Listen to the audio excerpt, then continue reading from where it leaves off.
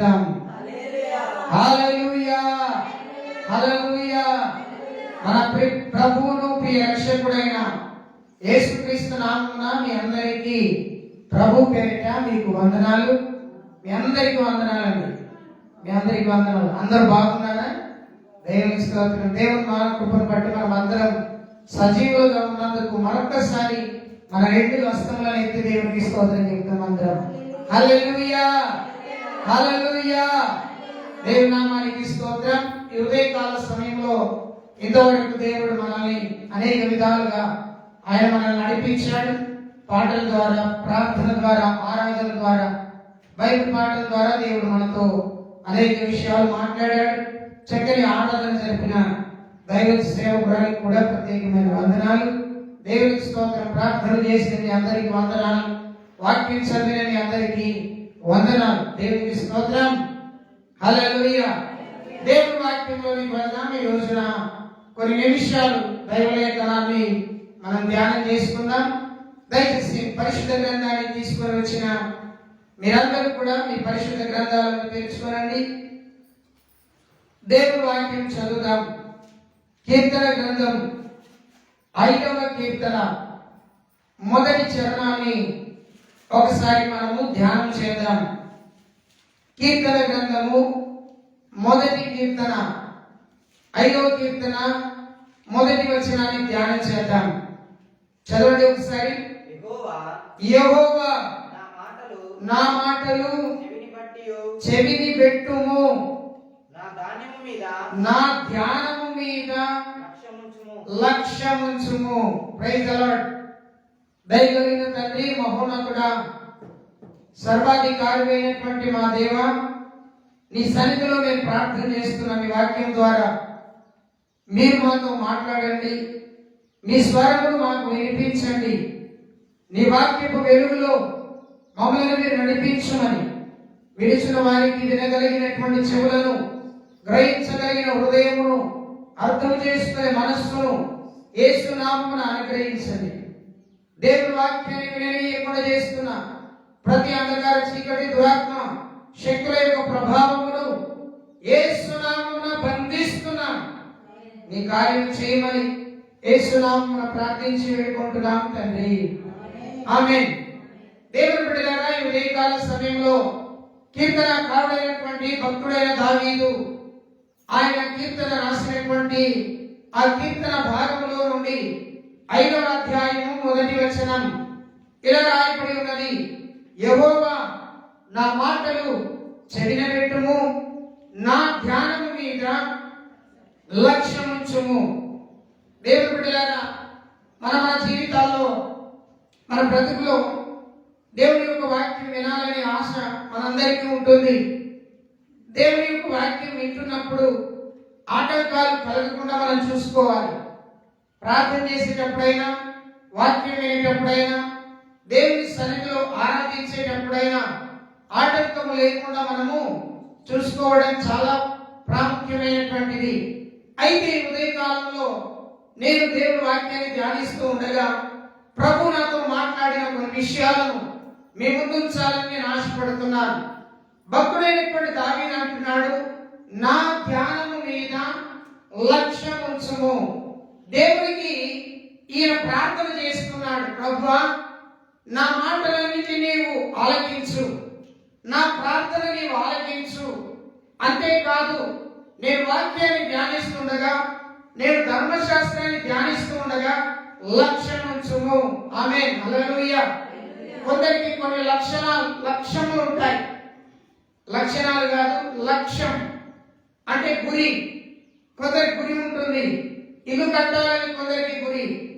ఇల్లు ప్రారంభమై ముగించేంత వరకు, ఆ పట్టు విడువక ఇల్లు పూర్తయ్యే వరకు ఆ లక్ష్య సాధనలో ఆ వ్యక్తి కొనసాగుతాడు.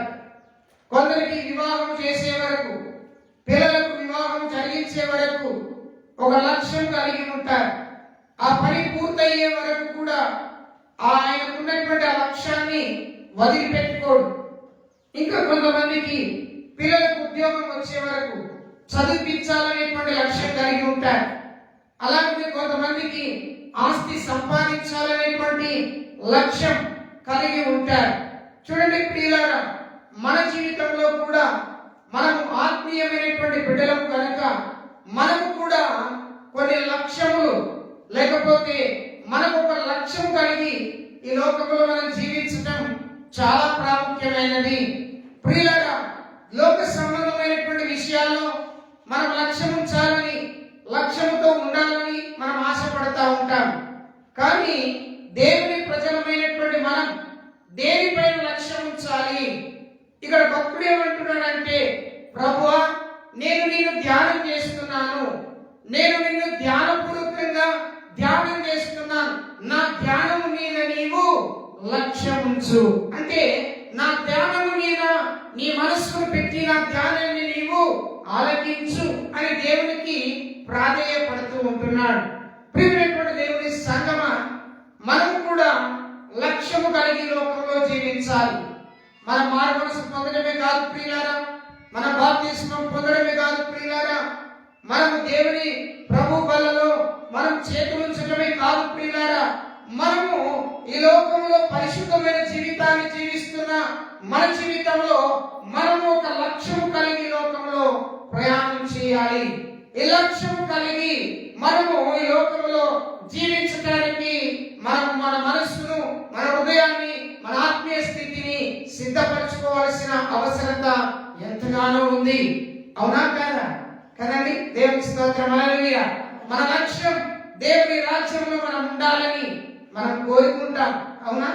దేవుని రాజ్యంలో ఉండాలి, లేకపోతే పరలోక రాజ్యంలో మనం ఉండాలని మనం కోరుకుంటున్నప్పుడు దేవుని బిడ్డలమైనటువంటి మనం ఆ లక్ష్యాన్ని మనం చేరుకోవాలంటే ఏం చేస్తే, ఎలా ఉంటే ఆ లక్ష్యాన్ని, ఆ గమ్యాన్ని, ఆ గురిని మనం చేరుకోగలుగుతాం. చూడండి, బైబిల్ గ్రంథంలో ఒక 4 వ్యక్తులను గురించి మీ మధ్యలో ఈ ఉదయకాలం మీకు జ్ఞాపకం చేయాలని ఆశపడుతున్నాను. ఈ 4 వ్యక్తులు కూడా దేనిపైన లక్ష్యం ఉంచారు అనే సంగతులను ఈ రోజున మీకు జ్ఞాపకం చేస్తాను. చూడండి, మొదటి వ్యక్తి దేవుని యొక్క వాక్యంలో అపోస్తలుల కార్యముల గ్రంథం 16వ అధ్యాయం, దయచేసి తీసుకురండి. అపోస్తలుల కార్యముల గ్రంథం 16వ అధ్యాయం 14-15 వచనాలను మనం చదువుకుందాం. 16వ అధ్యాయం 14-15 వచనాలు దయచేసి చదవండి. అప్పుడు లూదియాయను దైవభక్తి కలిగిన ఒక స్త్రీ వినుచుండెను. మన 11వ వచనం నుండి చదువుదాం. కాబట్టి మేము త్రోయను విడిచి ఓడ ఎక్కి తిన్నగా సముద్రకేకును మరునాడు నెయోపోలికిని, అక్కడ నుండి ఫిలిప్పీకిని వచ్చితిమి. మాసిదోనియా దేశంలో ఆ ప్రాంతమునకు అతి ముఖ్యమైన పట్టణమును రోమీల ప్రవస్థానమైన ఉన్నది. మేము కొన్ని దినములు ఆ పట్టణములో ఉంటిమి. విశ్రాంతి దినమున గవిని దాటి నది తీరమున ప్రార్థన జరుగుననుకొని అక్కడికి వచ్చి కూర్చుండి కూడి వచ్చిన స్త్రీలతోనూ మాట్లాడుచుంటిమి. అప్పుడు లూదియాయను దైవభక్తి కలిగిన ఒక స్త్రీ వినుచుండెను. ఆమె ఉదారంగు పొడిని అమ్ము తుయదైన పట్టణస్థురాలు. ప్రభు ఆమె హృదయమును తెరిచెను కనుక పౌలు చెప్పిన మాటల యందు లక్ష్యం ఉంచెను. ప్రైజ్ ది లార్డ్, హల్లెలూయా. ప్రియమైనటువంటి దేవుని సంగమా, మాసిదోనియా దేశంలో ఉన్నటువంటి ప్రాంతంలోనికి, ఫిలిప్పీ పట్టణంలోనికి అపోస్తలుడైనటువంటి పౌలు గారు అక్కడ కొన్ని దినాలు నివాసం చేశారు. ఈ పౌలు భక్తుడు సముద్ర తీరములకు వెళ్ళాడంట. ఎందుకు వెళ్ళాడు అంటే అక్కడ ప్రార్థన జరుగుతుందని తెలుసుకొని సముద్ర తీరంలోకి వెళ్ళి ఆ ప్రార్థనలో కూడాలి, ఆ ప్రార్థనలో దేవుని యొక్క స్వార్థను ప్రకటించాలి అని అనుకుని తనను తాను సిద్ధపరచుకొని పౌలు భక్తుడు ఆ సముద్ర తీరానికి వెళ్ళాడు. ఆ సముద్ర తీరము చాలా శ్రేష్టమైనటువంటిది. ఆ తీరానికి అనేక ప్రాంతాల నుండి ఆ స్థలానికి ప్రజలు వస్తారు. అక్కడన్ని వ్యాపారాలు జరుగుతాయి. అక్కడన్ని ఆనందకరమైనటువంటి ఆ స్థితిలో అక్కడ ఏర్పడతాయి. మీరు ఎప్పుడైనా సముద్ర తీరానికి వెళితే అక్కడ రకరకాలైన ప్రజలు ఉంటారు, రకరకాలైన పనులు జరుగుతాయి, రకరకాలైన వ్యాపారాలు జరుగుతాయి, రకరకాలైనటువంటి క్రియలు కూడా అక్కడ జరుగుతాయి. రకరకాలైన మనుషులు అందరూ కూడా కలుసుకునేటువంటి చోటుగా మార్చబడుతుంది. అది ఒక కేంద్రంగా ఉన్నది. పౌలు భక్తుడు అందరినీ చూడడానికి వెళ్ళలేదు, అక్కడ ఆనందం పొందుకోవడానికి వెళ్ళలేదు.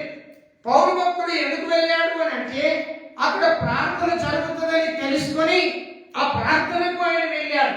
స్తోత్రం, హల్లెలూయా. ఆయన ప్రార్థనకు అక్కడికి వెళితే అక్కడ అనేక మంది కూర్చున్నారు. ఆ కూర్చున్నటువంటి స్త్రీలకు పురుషులకు ఈయన ఏం చేశాడో తెలుసా? దేవుని యొక్క వాక్యాన్ని బోధించాడు. స్తోత్రాలు చెల్లిద్దాం అందరం, హల్లెలూయా. దేవుని వాక్యాన్ని అక్కడ బోధిస్తూ ఉంటే అక్కడ ఒక స్త్రీ ఉన్నదండి. ఆ స్త్రీ పేరు లూదియా. చెప్పాలి అందరూ కూడా, ఏం పేరండి ఆ స్త్రీ పేరు? లూదియా. లూదియా అనేటువంటి స్త్రీ ఏం చేస్తున్నది? ఆ స్త్రీ అంటే అక్కడ ఒక వ్యాపారం చేస్తున్నది. ఏం వ్యాపారం చేస్తున్నది? రంగుల పొడిని అమ్ముతున్నది. రంగుల పొడిని అమ్ముతున్నది. బాగా అక్కడ మనం గమనిస్తే వాక్యం స్పష్టంగా చెప్తున్నది. ఉదారంగు పొడిని ఆమె అమ్ముచున్నటువంటి వ్యక్తి అంటే వ్యాపారం చేసుకునేటువంటి స్త్రీ ఒక సముద్ర తీరమున వ్యాపారం చేసుకోవడానికి వచ్చిన స్త్రీ లూదియా. తాను ఉదారంగు పొడిని అమ్ముకుంటున్నారు. ఈమె అమ్ముకుంటూ కూడా ఏం చేస్తుందో తెలుసా? ప్రక్కన అనేకులు అక్కడ స్త్రీలు కూడుకొని పురుషులు కూడుకొని దేవుని స్తుతిస్తున్న సంగతి, దేవుని ఆరాధిస్తున్న సంగతి, దేవుని వాక్యాన్ని వింటున్న సంగతి, దేవుని మాటలు ప్రకటించబడుతున్న సంగతిని ఈమె వ్యాపారం చేస్తూ కూడా ఒక చెవిని పెట్టి ఏం చేస్తుంది? వింటున్నదంట. దేవునికి స్తోత్రం, హల్లెలూయా. ఆమె దేవుని వాక్యాన్ని వింటూ ఉన్నారు. దేవుని వాక్యాన్ని వింటూ ఉండగా ఆ దేవుని వాక్యము ఈమె హృదయంలోనికి వచ్చి ఈమె హృదయాన్ని దేవుడు తెరిచాడట. హల్లెలూయా. దేవుని యొక్క వాక్యం ఈమె హృదయంలోనికి వచ్చి ఈమె హృదయం తెరవబడింది. దేని మీద ఈమె లక్ష్యం ఉంచింది? వ్యాపారం చేయడానికి వచ్చింది. వ్యాపారం చేస్తుంది, డబ్బులు సంపాదిస్తుంది. అనేక మంది వస్తున్నారు, అనేక మంది ఆ పొడిని, ఆ రంగుల పొడిని కొనుక్కుంటున్నారు, వెళ్ళిపోతున్నారు. డబ్బులు వస్తున్నాయి, రూకలు వస్తున్నాయి, చాలా ఆనందంగా ఉంది. ఎవరైనా వ్యాపారం చేసేవారు వ్యాపారం మీదనే శ్రద్ధ ఉంటుంది, వేరొక దాని మీద శ్రద్ధ ఉంచరు. ఎందుకో తెలుసా? వేరొక దాని మీద శ్రద్ధ ఉంచితే వ్యాపారం చేసేటువంటి వ్యక్తి దగ్గరికి వచ్చి మనుషులు ఆ వ్యక్తిని విడిచి ఏమైపోతారు? వెళ్ళిపోతారు. కానీ ఈ స్త్రీ మాత్రం వ్యాపారం చేస్తూ దేవుని యొక్క వాక్యం పైన శ్రద్ధ ఉంచి దేవుని మాటలు ప్రకటించబడుతుంటే అక్కడ ఆ ప్రకటనలో ఆ మాటల పైన ఆమె హృదయాన్ని తెరిచి దేవుని కొరకు ఆశతో చూపిస్తా ఉన్నారు. ఏం జరిగిందో తెలుసా? దేవుని యొక్క వాక్యం ఆమె హృదయంలోనికి వెళ్ళి ఆమె హృదయాన్ని తెరవబడింది. అక్కడ ఇంకో మాట రాయబడి ఉన్నది. పౌలు చెప్పిన మాటలు ఆమె వినిచుండటకు ఆ మాటల మీద ఏముంచిందంట? లక్ష్యం ఉంచింది. హల్లెలూయా. లక్ష్యం ఉంచింది. పౌలు గారు చెప్తున్నటువంటి మాటలు వింటూ ఆ మాటల మీద శ్రద్ధ చూపింది. చాలా సార్లు మనము దేవుని మాటల మీద శ్రద్ధ చూపము. లోకం యొక్క ప్రజలముగా, లోక సంబంధికులుగా ఉన్నటువంటి మనం దేవుని మాటల మీద మనము శ్రద్ధ చూపడానికి, లక్ష్యం ఉంచడానికి మనల్ని మనము సిద్ధపరచుకోవాలి. మొదటి వ్యక్తి లూదియా అనేటువంటి స్త్రీ దేవుని యొక్క వాక్యము మీద లక్ష్యం ఉంచింది. ఈ స్త్రీకి ఉన్నటువంటి గుణాలు ఏంటో తెలుసా? ఈ స్త్రీకి మొదటి గుణం, ఆమె దైవ భక్తురాలు. హల్లెలూయా. ఏ భక్తురాలండి?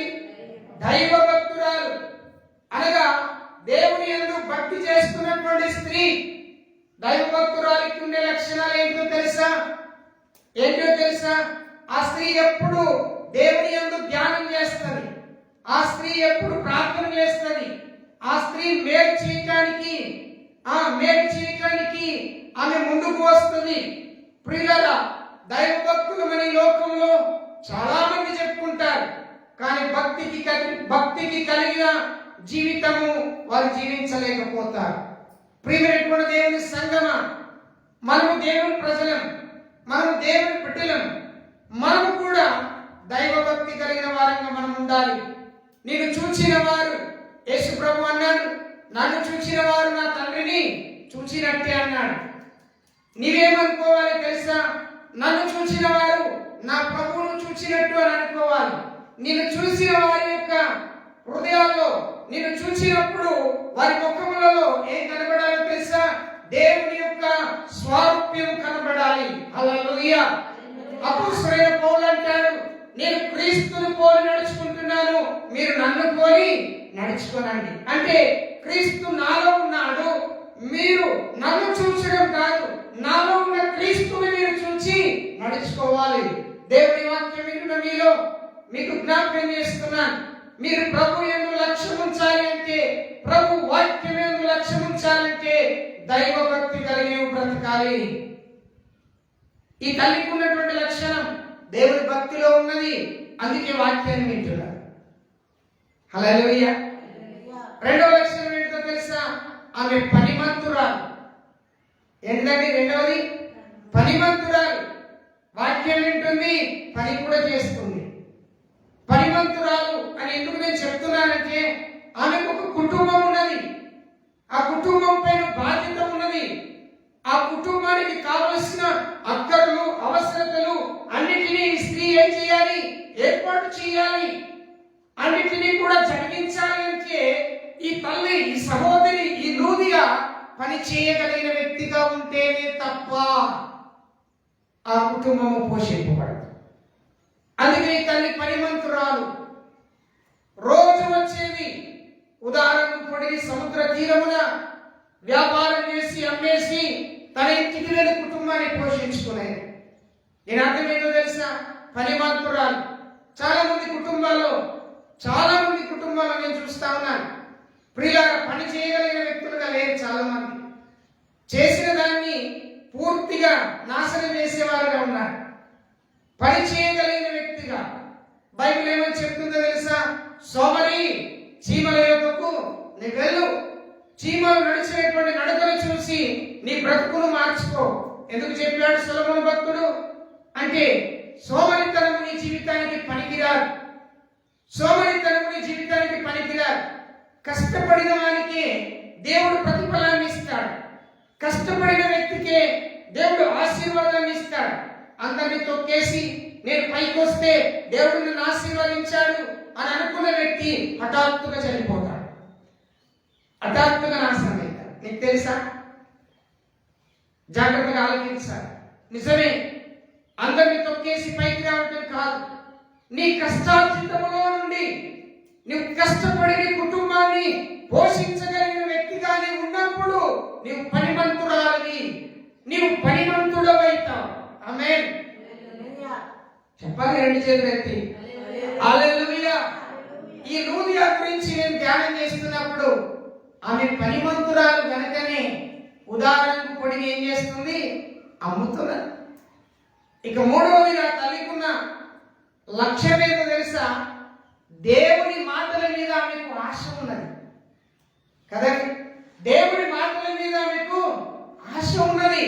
ఇటుపక్క వ్యాపారం చేస్తుంది, ఇటుపక్క దేవుని మాటలను వింటున్నది. ఎంత ఆశ! బైబిల్ ఏమంటుందో తెలుసా? ఆశ కలిగిన ప్రాణమును నేను తృప్తిపరుస్తాను. దేవుని మీద ఆశ కలిగిన వారికి దేవుడు తృప్తిపరిచే దేవుడై ఉన్నాడు. నీ ఆశ నెరవేర్చాలన్నా, నీ ఆశ తృప్తి కావాలన్నా దేవుని మాటల మీద నీవు ఆశ కలిగి ఉండాలి.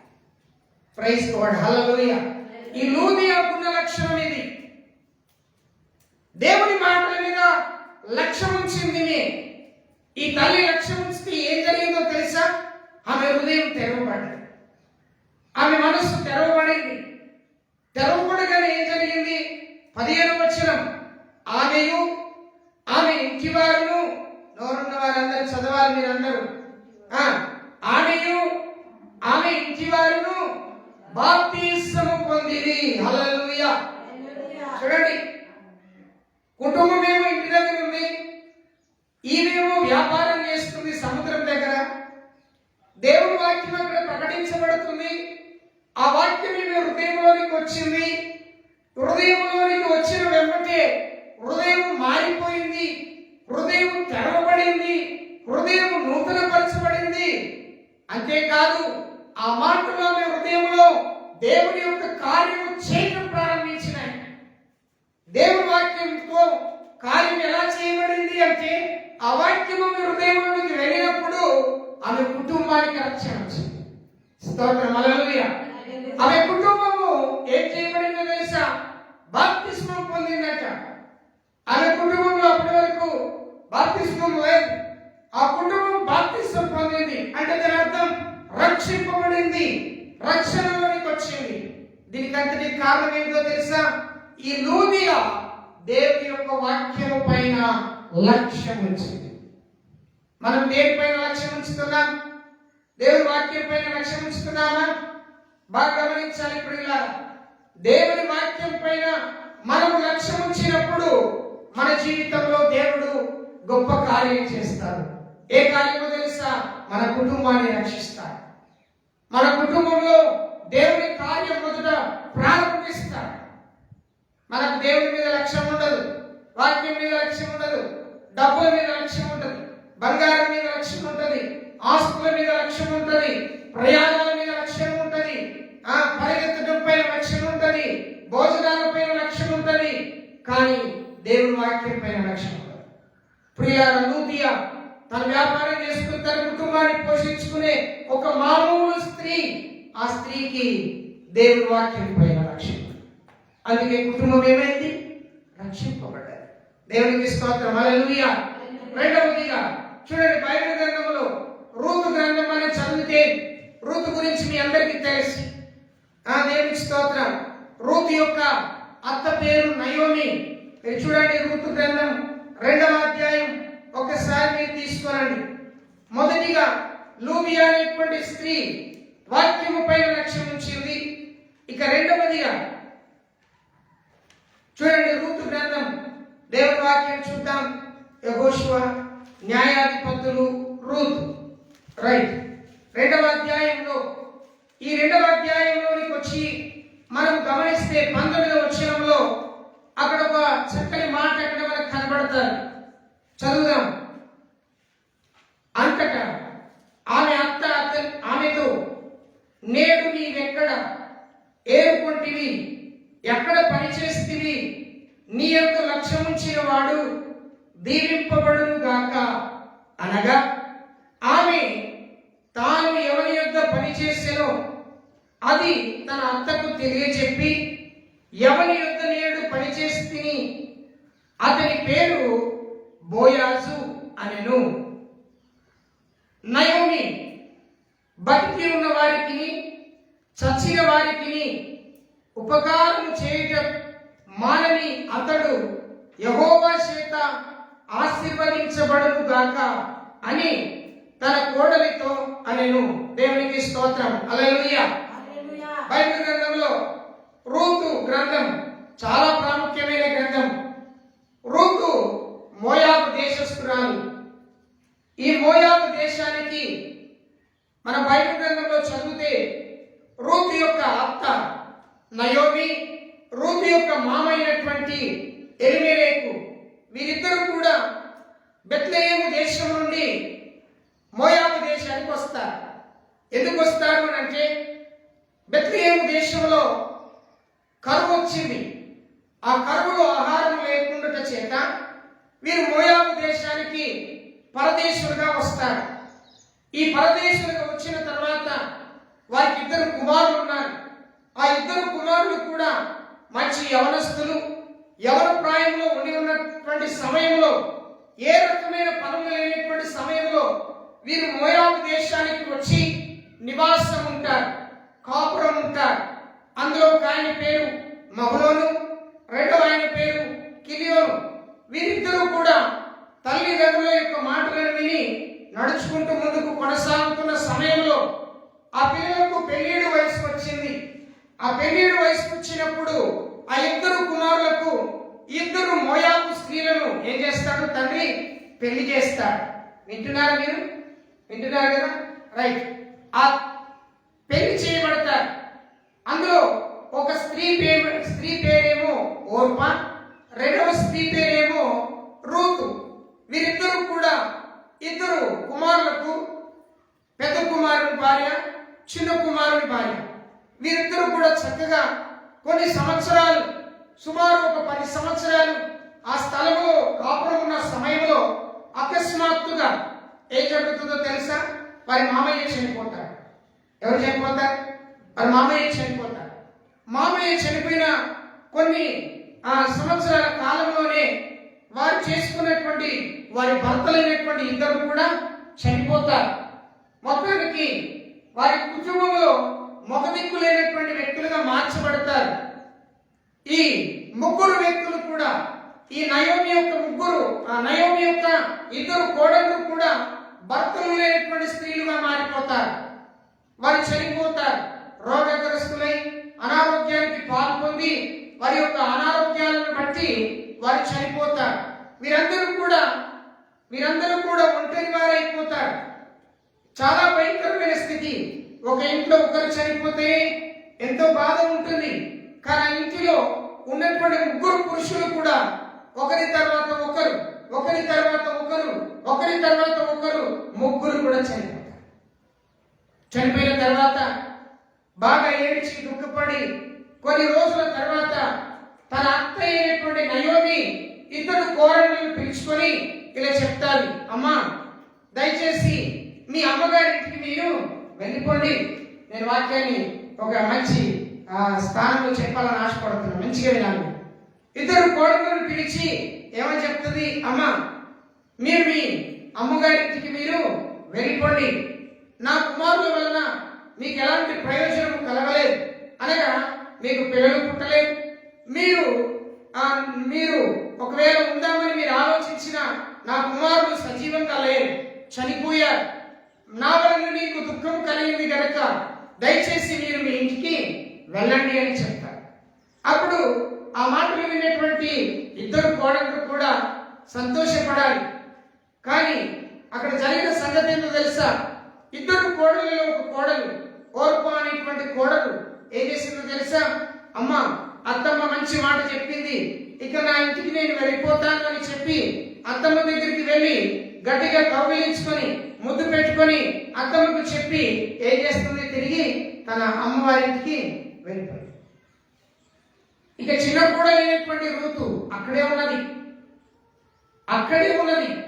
అక్కడ ఉన్నటువంటి ఆ రూతును చూసి నయోమి అంటున్నది, అమ్మా నీ ఇంటి వారి వద్దకు నీవు వెళ్ళిపో అని అంటే ఆ తల్లి ఏమంటుందో తెలుసా? అత్తమ్మా ఎప్పుడైతే నేను నా కుటుంబాన్ని విడిచి నీ కుటుంబం మీదకు వచ్చానో నేను మీ వారిని, నేను మీ దానను, నేను మీ కుటుంబస్తురాలను, నేను మీ ఇంటిని విడిచి నేను వెళ్ళను. నీ దేవుడే నా దేవుడు. నువ్వెక్కడ ఉంటే నేను అక్కడ ఉంటాను. నువ్వెక్కడ చనిపోతే నేను ఎక్కడ చనిపోతాను. నువ్వెక్కడ జీవిస్తే నేను అక్కడ జీవిస్తాను. నేను వెళ్ళను, నేను తిరిగి వెళ్ళను అని అన్నాను. ఎందుకు మరి నయోమి వెళ్ళమన్నది అని అంటే, నయోమి ఏ దేశం నుండి తిరిగి వచ్చిందో, బెత్లెహేము నుండి తిరిగి వచ్చింది కదా. మళ్ళా బెత్లెహేములో కరువు వెళ్ళిపోయింది.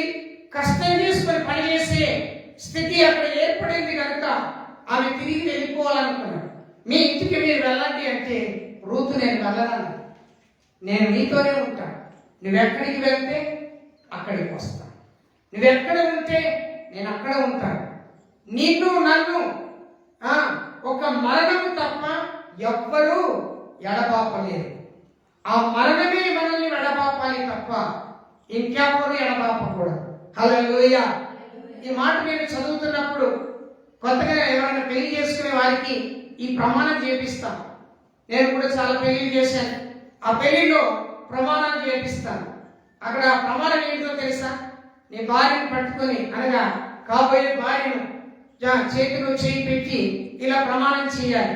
కరువునందును, కష్టమందును, బాధ ఎందును, రోగమందును, నొప్పి ఎందును, సమస్య ఎందును, ఇబ్బంది ఎందును నేను నిన్ను విడిచి వెళ్ళను, మరణం వరకు నేను నీతోనే ఉంటాను అని ప్రమాణాలు చేస్తాను. ఈ మాటలు గుర్తుకొస్తాయి. రూతు ఆ మాటలు చెప్పగానే రూతు హృదయంలో ఉన్న మాటలన్నీ తన యొక్క అత్తమ్మతో చెప్పగానే అత్తమ్మ అంటున్నది, అత్తు బిడ్డ నువ్వు నాతో రావద్దు, నువ్వు ఇంటికే వెళ్ళు. లేదు అత్తమ్మ, నేను నీతోనే వస్తాను. మాట్లాడలేకపోయింది. రూతు ఏం చేసిందో తెలుసా?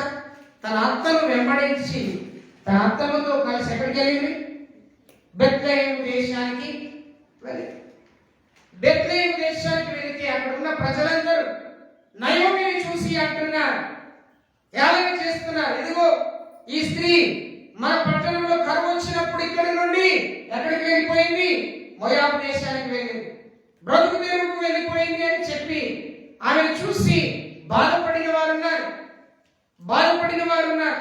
ఆమెను చూసి దుఃఖపడిన వారు ఉన్నారు, ఆమెను చూసి సంతోషించిన వారు కూడా ఆ దేశంలో ఉన్నారు. చివరికి ఏం జరిగిందో తెలుసా? ఆమె ఆ బెత్లెహేము దేశానికి వచ్చినప్పుడు ఆ దేశంలో బాగా గమనించాలి, ఆ తల్లితోనే ఉన్నది. వారికి తిందామంటే భోజనం లేని పరిస్థితి. ఆ తల్లి ఏమని చెప్తుందో తెలుసా? ఇదిగో పంటకాలం వచ్చింది, మనము పరిగె ఏరుకోవడానికి వెళ్ళాలి, పొలాలు కోసే పరిగె ఏరాలి, ఈ పరిగె ఏరుకోవడానికి వెళ్ళాలి అని అన్నప్పుడు ఆ సమయంలో అక్కడికి వెళ్తూ ఉండగా ఆమె ఏ పొలంలోనికి అయితే వెళ్తాదో ఆ పొలంలో పరిగె దొరుకున్నట్లుగా అత్తమ్మ ప్రార్థన చేసింది. అత్తమ్మను కోడలు ఎందుకు వెంబడించిందో తెలుసా? అత్తమ్మ గయ్యాలైతే కోడలు కూడా గయ్యాలైతుంది. అత్తమ్మ ప్రార్థన పరురాలైతే కోడలు కూడా ప్రార్థన పరురాలైతుంది. అత్తమ్మ దాని ధర్మము చేయగలిగిందైతే కోడలు కూడా అదే జరుగుతుంది. నిజమే ప్రియులారా, నయోమి ప్రార్థన పరురాలు కనుక, నయోమి భక్తి పరురాలు కనుక నయోమిని ఎవరు వెంబడించారు? రూతు వెంబడించింది. రూతుల గురించి అక్కడ చక్కని మాట ఉంటుంది. ఏమంటుంది? 19వ వచనంలో, ఈ రోజు నువ్వు ఎక్కడికి వెళ్ళావు అని అడుగుతారు అత్తమ్మ నేను పలానా చోటికి నేను వెళ్ళాను. అక్కడికి వెళ్ళినప్పుడు ఆయన అక్కడున్నవారు నా మీద నాకు లక్ష్యం ఉంచారు. హల్లెలూయా. రూపు మీద దేవుని యొక్క లక్ష్యం ఉంది. నేను అర్థమేందో తెలుసా? నేను చెప్పాలనుకున్న మాట ఏంటో తెలుసా? కుటుంబాన్ని పోషించగలిగినటువంటి లక్ష్యం రూతుకున్నది. బైబిల్లో ఉన్న రూతుకున్నది. కుటుంబాన్ని పోషించగలిగిన లక్ష్యం రూతు కలిగి ఉన్నది. రూతు వెళ్ళిపోవచ్చు, తిరిగిపోవచ్చు, తన అమ్మ దగ్గరికి వెళ్ళిపోవచ్చు, ఇంకొక పెళ్లి చేసుకోవచ్చు, సుఖంగా సౌఖ్యంగా ఆనందంగా అక్కడ ఉండవచ్చు. కానీ ఎందుకు ఉండలేదు తెలుసా? తన అత్త అయిన నయోమి మీద లక్ష్యం ఉంచి, నేనైతే వెళ్ళిపోతే నా అత్తమ్మ ఒంటరి అయిపోతాడు. ఏమైపోతాడు? ఒంటరి అయిపోతాడు. ఆలోచన, కుటుంబ బాధ్యతల మీద లక్ష్యం ఉంచిన స్త్రీ రూతు. కుటుంబం యొక్క ఆలోచనల మీద లక్ష్యం ఉంచిన స్త్రీ రూతు. దేవుని వాక్యంలో మనం చదువుతాం, రూతు మీద దేవుడే లక్ష్యం ఉంచాడు. హల్లెలూయా. కనుక రూతు కుటుంబమును పోషించడానికి దేవుడు ఒక సహోదరుని అక్కడ ఏర్పాటు చేశాడు, ఒక వ్యక్తిని ఏర్పాటు చేశాడు. ఆ వ్యక్తి పేరే బోయాజు. బోయాజు యొక్క పొలములో ఈ స్త్రీ పనిచేసి, ఆ స్త్రీ ఈ రూతు బోయాజును బట్టి దీవించబడింది. బోయాజును బట్టి ఆశీర్వదించబడమే కాదు, బోయాజు కూడా రూతును బట్టి ఆశీర్వదించబడ్డాడు. It's wonderful. ఎంత గొప్ప సంగతి తెలుసా? ఇది జరగడానికి కారణమేంటో తెలుసా? లక్ష్యం. ఆమె ఒక లక్ష్యం కలిగి ప్రయాణం చేసింది. ఆమెకు ఒక లక్ష్యం ఉన్నది. మరి నీకు, నీ ప్రయాణానికి నీకు ఒక లక్ష్యం ఉండాలి. దేవునికి స్తోత్రం. హల్లెలూయా. హైదరాబాద్ పోవాలనుకుంటే ఆర్మూరు వెళ్ళి ఆర్మూరు బస్ ఎక్కి పోవాలి కదా, కారు ఉంటే కారులో పోవాలి, అవునా, బైక్ ఉంటే బైక్లో పోవాలి. లేదు నేను ఇట్లా ఆదిలాబాద్ వెళ్ళి హైదరాబాద్ పోతానంటారా ఎవరన్నా అంటారా? అన్నారు. ఎందుకు అన్నారు తెలుసా? లక్ష్యం ఎక్కడున్నది? ఇటువైపు. నువ్వు ఇటువైపు వెళ్ళకూడదు. నీ కుడివైపు నీకు లక్ష్యం ఉంటే ఎడమ వైపుకు నువ్వు తిరిగి వెళ్ళకూడదు. నీ ముందు లక్ష్యం ఉంటే వెనక్కి తిరిగి వెళ్ళకూడదు. వాక్యం అదే చెప్తుంది. రూతుకు ముందు లక్ష్యం ఉన్నది. ముందెవరు లక్ష్యం? బోయాజు కుటుంబం దీవించగలరు. బోయాజుకున్న లక్ష్యం ఏంటో తెలుసా? బతికున్న వారికట చచ్చిన వారికట ఉపకారం చేసేవాడట. ఏం చేసేవాడటమ్మా? ఉపకారం.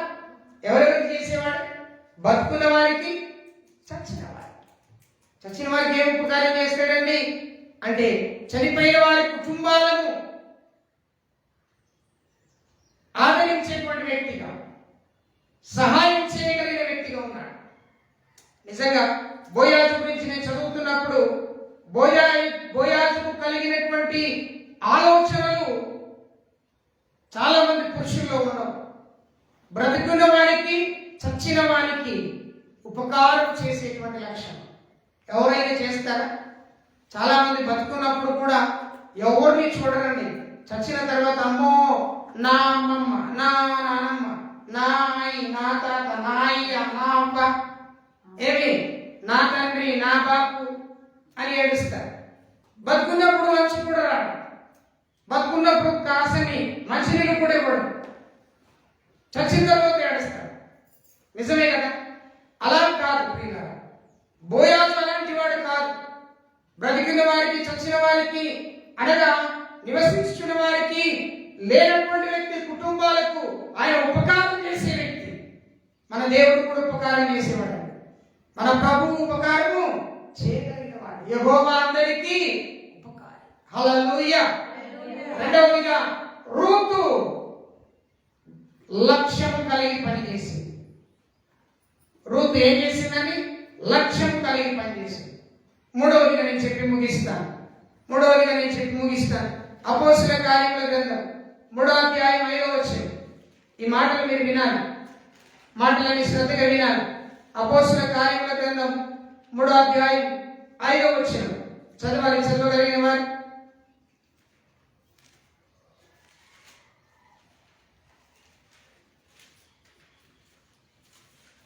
పేతురు యోహాను వారిని తేరి చూచి మా తట్టు చూడుమని, వాడు వారి యొక్క ఏమైనా దొరుకునని కనిపెట్టుచు వారి యందు లక్ష్యం ఉంచెను. హల్లెలూయా.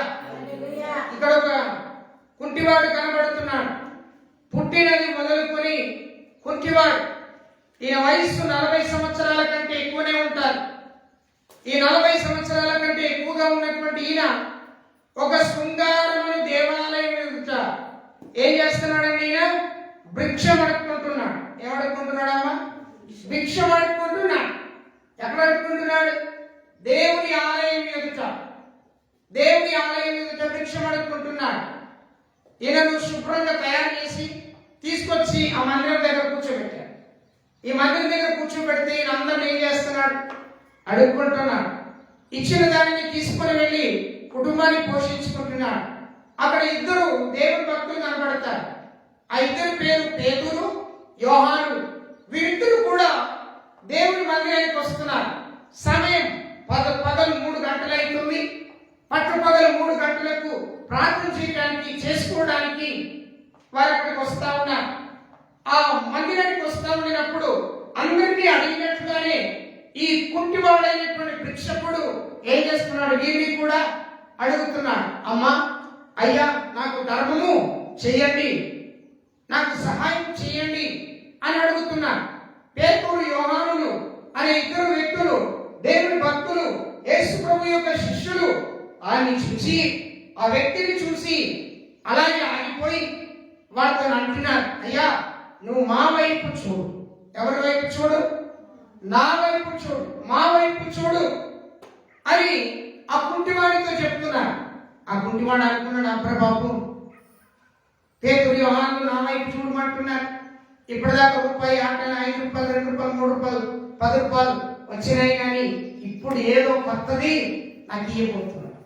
వెండి బంగారం ఏదైనా ఇస్తారేమో అని ఎదురు చూస్తా ఉన్నాడు. కళ్ళు తెరిచి అప్పటి వరకు ఇట్లా కళ్ళను ఇలా గట్టిగా తెరిచి ఎదురు చూస్తా ఉన్నాడు. ఎదురు చూస్తా ఉంటే ఆ లక్ష్యం ఆయన మీదనే లక్ష్యం, పేతురు యోహాను మీదనే లక్ష్యం ఉంచాడు. మిగతా వారు వస్తున్నారు, వెళ్ళిపోతున్నారు, వారిని ఎవరిని చూడటం లేదు. ఈ పేతురు యోహానునే చూస్తున్నాడు. పేతురు యోహాను వైపే లక్ష్యం ఉంచాడు.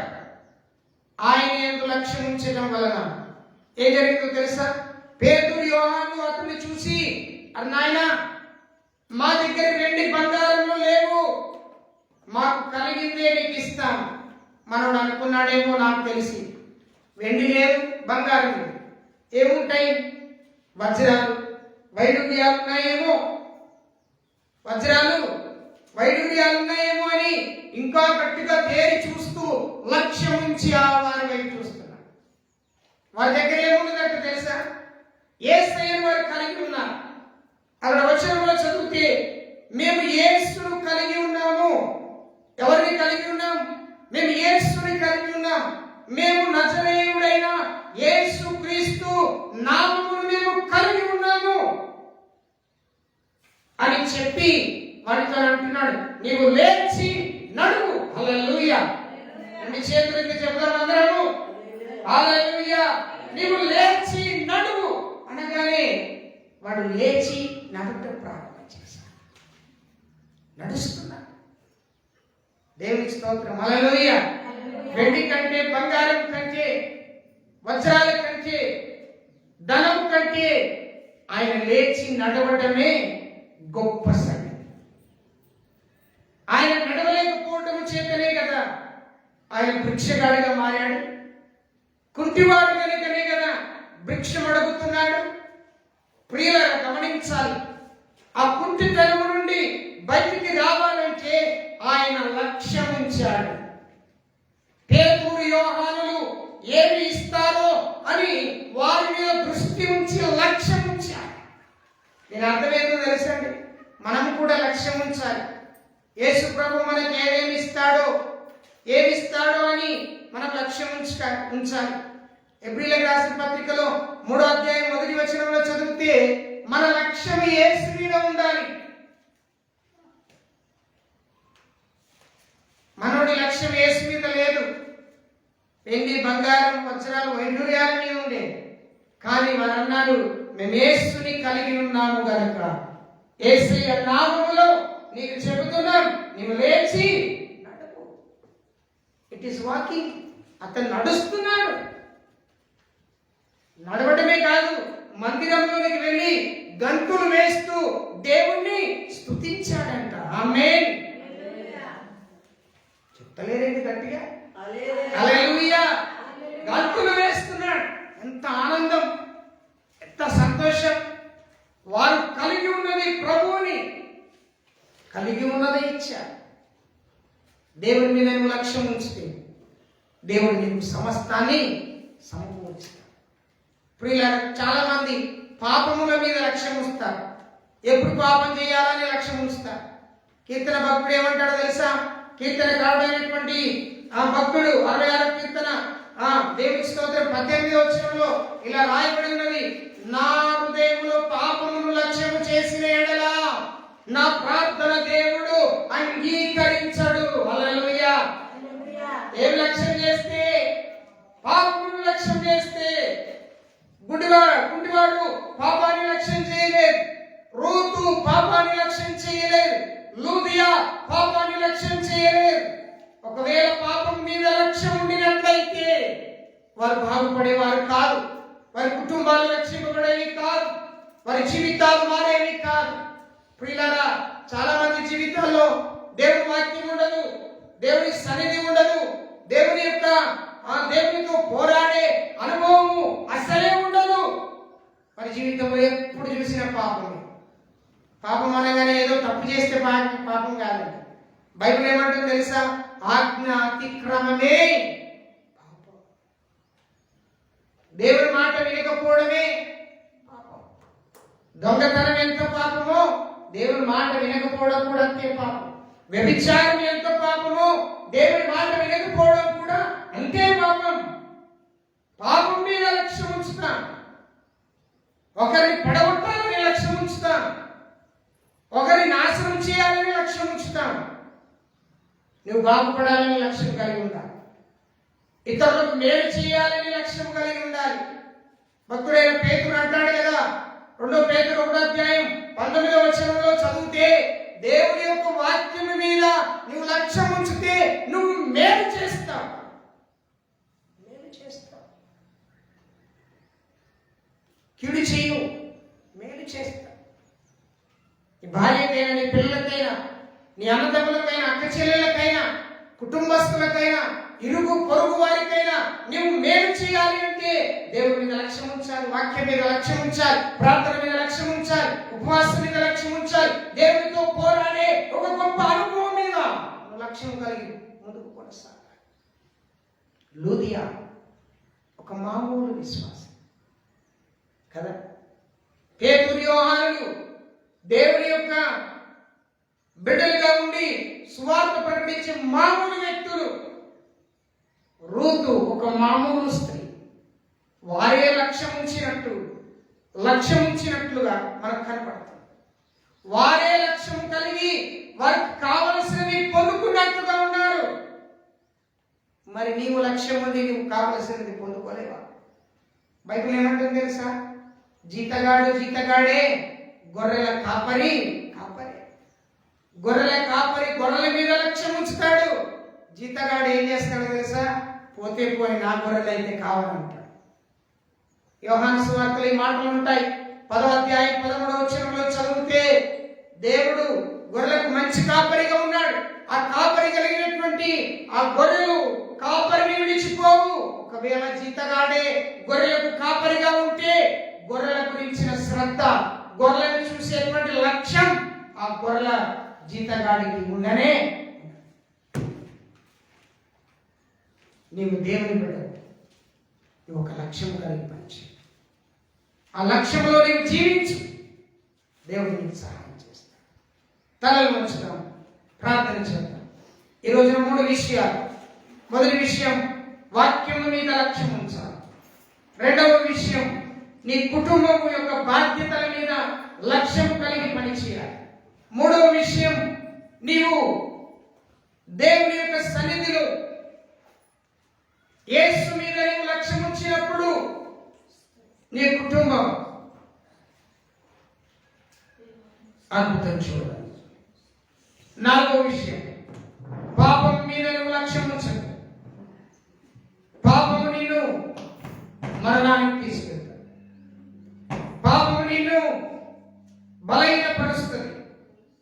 పాపము నిన్ను దేవునికి దూరం చేస్తుంది. నువ్వు దేవుని మీద లక్ష్యం ఉంచు. ప్రియ సంగమా, ప్రార్థిస్తున్నటువంటి నీవు దేవుని మీద లక్ష్యం ఉంచుతావా? ప్రభు నీతో నాతో మాట్లాడుతున్నాడు. నీ మాటల మీద నా లక్ష్యం ఉంచుతాను. నిజంగా రూతు విషయంలో ఆలోచిస్తే, రూతు తన అత్తను విడిచి తన తల్లి ఇంటికి వెళ్ళి శుభ్రంగా ఇంకొక వివాహం చేసుకొని సంతానాన్ని కలిగి జీవించవచ్చు. కానీ ఆమె లక్ష్యం అది కాదు. ఆమె లక్ష్యం ఏంటో తెలుసా? నేను నా కుటుంబంతోనే ఉన్నాను. నీవెలా ఉన్నావు? గుడ్డివాడి లక్ష్యం బంగారం వెండిని సంపాదించుకోవాలని లక్ష్యం. కానీ పేతురు, యోహానుల లక్ష్యం కుంటితనం నుండి విడుదల పొందాలి, గుడ్డివాడు అని లక్ష్యం. లూదియా వ్యాపారం చేసుకోవాలని లక్ష్యం కలిగి ఉంది. పౌలు లక్ష్యం దేవుని వాక్యం ప్రకటించబడితే అక్కడ ఒక్కరైనా రక్షింపబడతారు. నిజమే. మన జీవితం ఏ లక్ష్య సాధనలో కొనసాగుతున్నది?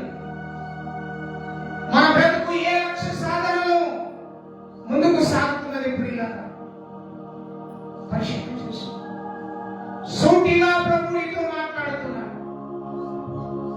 గమ్యం లేని, లక్ష్యం లేని, ఆలోచన లేని వ్యక్తిగా ఒకవేళ ఉంటే ప్రభునితో మాట్లాడుతున్న మాటలను బట్టి నువ్వు మార్చుకో,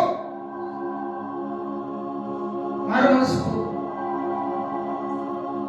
విడుదల పొందు. నూతన కార్యాన్ని దేవుడు జరిగిస్తాడు. దయగలిగిన తండ్రి, మహోన్నతుడైన మా దేవా, ఈ శ్రేష్టమైన దివ్యమైన నామానికి వందనాలు. ఈ వాక్యం బట్టి నేను స్తుతిస్తున్నా. ఈ రోజున మీరు మాతో మాట్లాడారు, నీ స్వరము మాకు వినిపించారు.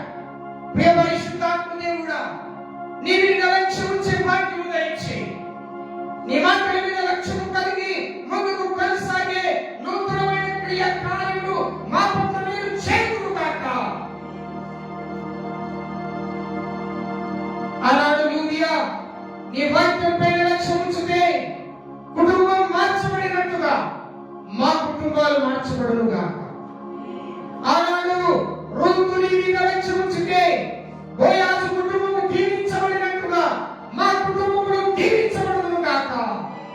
ఆనాడు పేతురు, యోహాను లక్ష్యం ఉంచినట్టుగా గుడ్డివారు రోగం నుండి విడుదల పొందినట్టుగా మా కుటుంబాల్లో నీ మీద మేము లక్ష్యం ఉంచితే మా కుటుంబాల్లో రోగం నుండి విడుదల పొందుతాము గాక. నిజంగా దేవా, పాపము నుండి విడుదల పొందుటకు మేము పరిశుద్ధత మీద లక్ష్యం ఉంచే భాగ్యం కృప చూపండి, కృప చూపండి ప్రభువాని కృప చూపించండి. హల్లెలూయా, స్తోత్రాలు చెల్లిద్దాం. దేవా, నువ్వు మీద కృప చూపించండి. లేచి నిలబడదాం అందరూ కూడా. ప్రభువాని మీద కృప చూపించండి. హల్లెలూయా. పరిశుద్ధాత్మ దేవుడా, మా మీద మీరు కృప చూపించండి. నీ మీద లక్ష్యం ఉంచే నూతనమైన కార్యం మా మీద మీరు జరిగించమని. ఓ నీ వర్షకాలమందర బాబరబస్. హల్లెలూయా, హల్లెలూయా, హల్లెలూయా. ప్రభువా, నీ మాటల మీద లక్ష్యం, నీ ఆరాధన మీద లక్ష్యం, నీ క్రియల మీద లక్ష్యం ఉంచే భాగ్యం దయచు. లక్ష్యం చెడగొడుతున్నా, ఆలోచన చెడగొడుతున్నా, ఆలోచన చెడగొడుతున్నా ప్రతి ఆవేశపూరితమైన క్రియలను యేసు నామమున బంధిస్తున్నాను ప్రభువా. పరిశుద్ధాత్మ దేవుడా, ఈ కార్యములు జరిగించు, ఈ కార్యములు జరిగించు.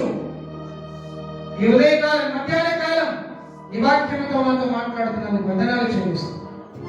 ఈ వాక్యము హృదయంలో ఫలింపచేయి, నీరు బట్టి ఫలింపచేయనట్టుగా సహాయం చేయి.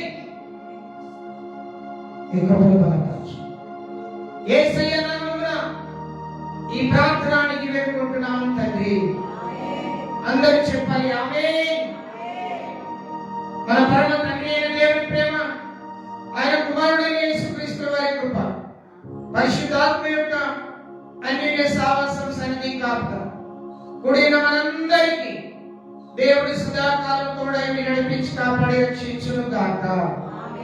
ఆమేన్. యేసు రక్తమే జయం, శిలువ రక్తమే జయం. యేసు నామానికి సంపూర్ణ విజయము కలుగును గాక. ఆమేన్, ఆమేన్, ఆమేన్. దేవుడు మనందరినీ దీవించి ఆశీర్వదించును గాక. ఆమేన్, ఆమేన్. అందరికీ వందనాలు.